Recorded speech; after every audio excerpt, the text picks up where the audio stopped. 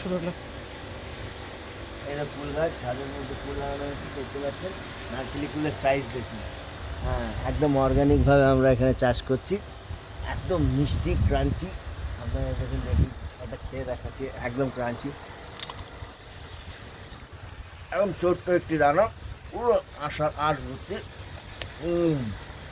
দারুণ মিষ্টি, এরকম সুস্বাদু ফুল বাজারেও পাওয়া যায় না।